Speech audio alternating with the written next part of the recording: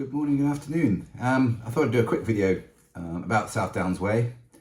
I have done in the past some of the South Downs Way as day hikes, but this is the first time I just have done it as a through hike, a full walk. It's one of 16 national trails in England and Wales. It's 100 miles long. It follows a chalk ridge for most of its way. In line with quite a few walks in the UK. The history can go back thousands of years, and clearly, start point of Winchester, that was an ancient capital of England, or certainly one of the territories of England way back in 900 AD. But it's a chalk ridge that runs from Winchester in Hampshire to Eastbound in East Sussex, underneath London effectively. It's a little bit more than the path. It's actually a bridle way as well for pretty much the whole way, so there's a good chance you'll encounter horse riders on the path. It's overall, I wouldn't say it's a particularly difficult path. There is 13,000 odd feet of ascent and descent over the 100 miles, which is not that excessive. But that's the path itself. I got to the start and end of the trail by using trains. It's very close to London. I started in Winchester. That's a 60-minute train from Waterloo to Winchester. And then from the train station to the actual start of the walk, it's actually only 15 minutes. I actually spent the night in Winchester because I had friends and family down there, and started in the morning. But there's nothing to stop you catching the train, 15-minute walk, you're on the trail, and away you go. From the Eastbourne end, it's actually a 90-minute train back into London, getting into Victoria, and the train station is about a mile to a mile and a quarter from the official end, start, whatever point for the South Downs Way. So that is an extra half an hour or so of walking through streets, not many turnings, to get from the station to the start point, or to get from the finish point to the station. And obviously on my particular trail, or my particular through hike, I started in Winchester. I travelled down late one evening, had some time with family and friends, stayed in the hotel, got up early and started the walk. When I got to Winchester, when I got to Eastbourne, I suppose 4 o'clock in the afternoon, 4:30 in the afternoon. It was then another mile and a bit to get to the station, and from there I was able to catch a train home, and I got home fairly late at night. But the overall point I'm trying to make here is, if you're able to get to London, then the two ends of the trail are very close to London by train, and both on lines where there's at least a train every single hour. So very, very accessible. You don't need to drive anywhere if you're able to get to London. The walk itself, I would say, is a pretty good starter walk, whether you're wild camping or you're walking 6 to 12 miles a day and staying in B&Bs. It's a pretty good starter walk. Compared to things like West Highland Way or Coast to Coast, it's a lot easier than those walks. If you are doing the walk in 4 or 5 days, I wouldn't bother with a guidebook particularly, because you won't really have a great deal of time to visit things off trail. If you are doing a more leisurely walk, 6 to 8 days, then yes, guidebooks are perfectly, take them with you, and there's lots you can see just off the trail. And I think that's a valid point about the trail itself. Actually, on the trail, there isn't a lot because you're up on a chalk ridge. But if you come off the trail, yes, there are loads of settlements and Bronze Age encampments and other things that you can actually go and see. For those who want a wild camp, it is sort of 4 or 5 days. Clearly you can split it up in even amounts each day, or you can do sort of lopsided days, but it is sort of 4 or 5 day walk, 100 miles. For those who want to take their time a bit and see more of what's around the trail and visit more places, anywhere from 6 to 8 days and that should be more than enough time to cover the distance. Sort of the last thing, sort of general point is there aren't that many things on the trail. There are a few cafes that you sort of pass, and they're actually attached to farms, but there's not much on the trail.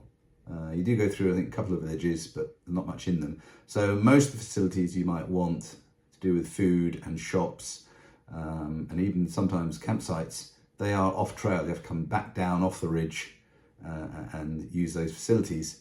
Now, coming up and down, they're not huge distances. You're not climbing 1,000 feet, you're climbing a couple hundred feet. So they're not onerous.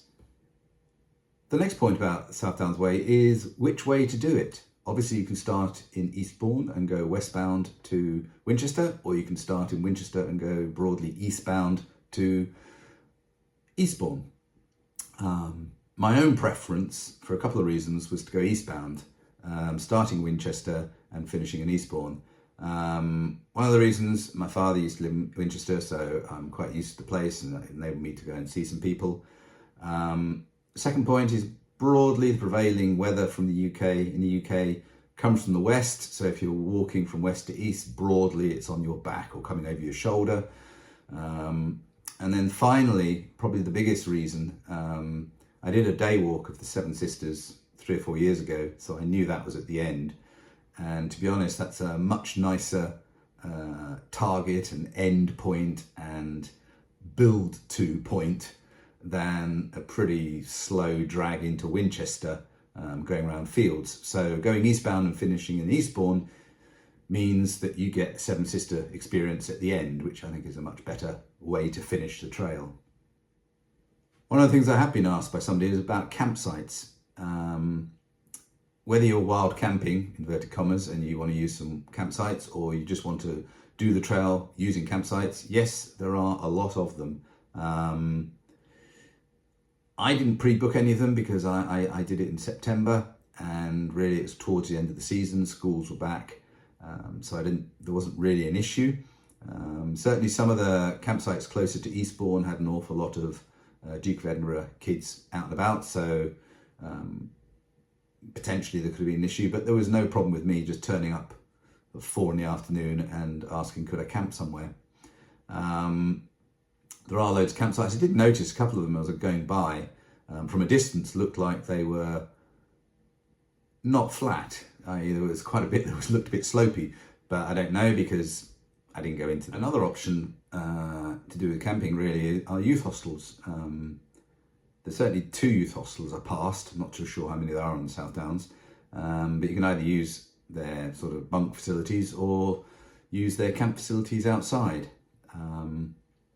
But there's no issue with campsites on trail. The subject is about wild camping.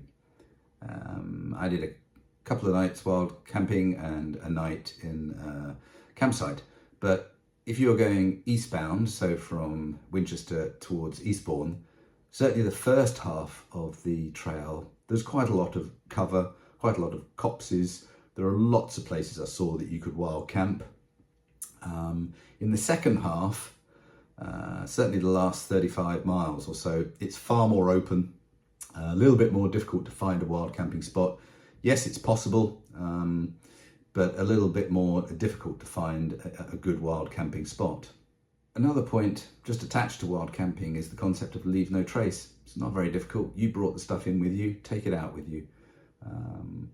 Leave the site as if you weren't there. Yes, there'll be some crushed grass, but generally speaking, you should be able to leave the site very clean and as if you've never been there. And that includes going to the toilet. There are toilets on trail, public toilets and things that you can use, but obviously if you're wild camping, there's a good chance that you'll need to do your business out in the wild, in which case dig a proper cat hole, bury everything, and go from there.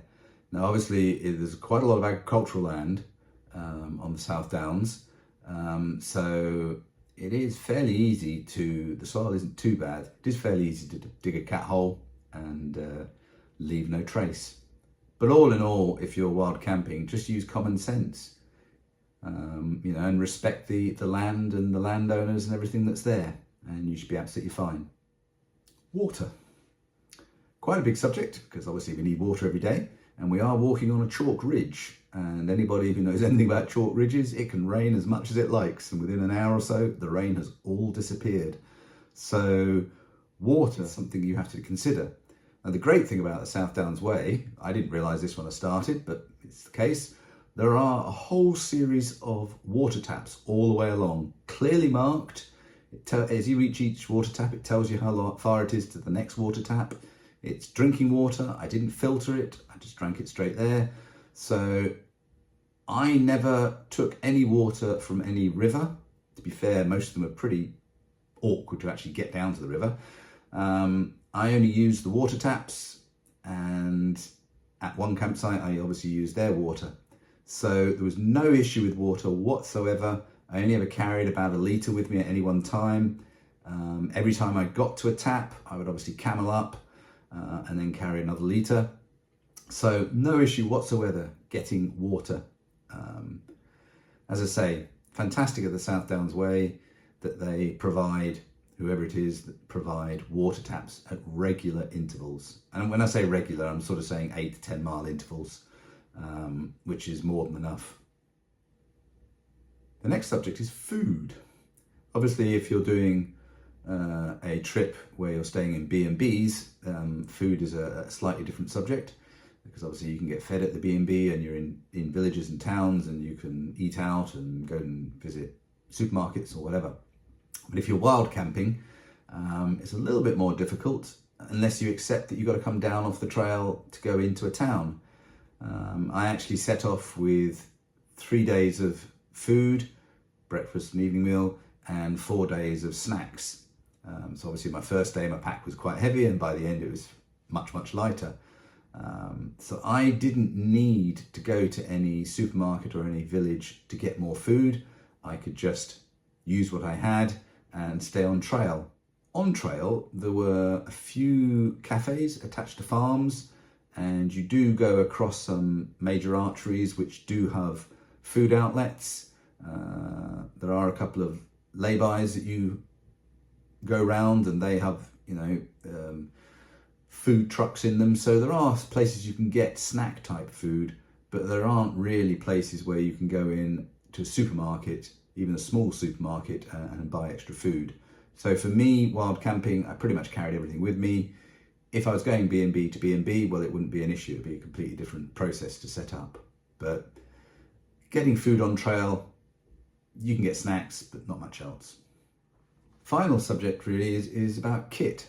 Now, it's a chalk ridge, so a lot of the bridleways and paths that you walk on are sort of crushed, exposed chalk. Chalk has flints in it, so you do need to take footwear that's of a reasonable standard. And I obviously, I've settled upon my footwear choice a while ago, Salomon's, so I just wore those. But if you are thinking of doing the walk, I don't think you really need walking boots per se, but you do need some fairly sturdy footwear because of the path that you'll be walking on. Something that many people in the US tend to use, and in the UK we don't use, are trekking poles. I've used trekking poles for 5 or 6 years, and I wouldn't really go on a walk without them. It's nothing to do with being old. It's about allowing your arms and shoulders to take 5 to 15% of the work as you go up an incline, and sometimes to steady you on a descent, but also they're quite good for just getting a rhythm when you're going in a straight line. Notwithstanding, if you've got a trekking pole tent, you'll need trekking poles, but generally speaking, I've always taken trekking poles, and for me, yep, they were worth it.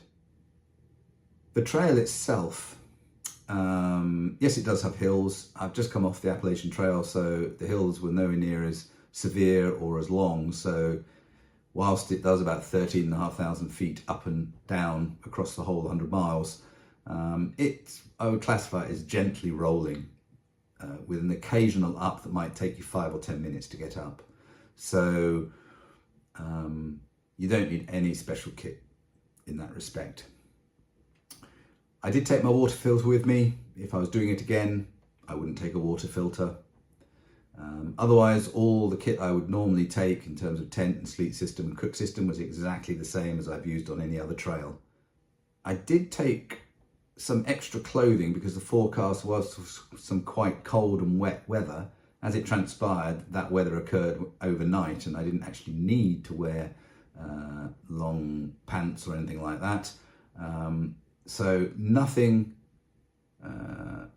extra is needed to walk this trail. The only thing I'd say is just be mindful of the fact that you are walking on a chalk ridge and around farms, farmland fields, and there are crushed chalk and flints, so you need good footwear.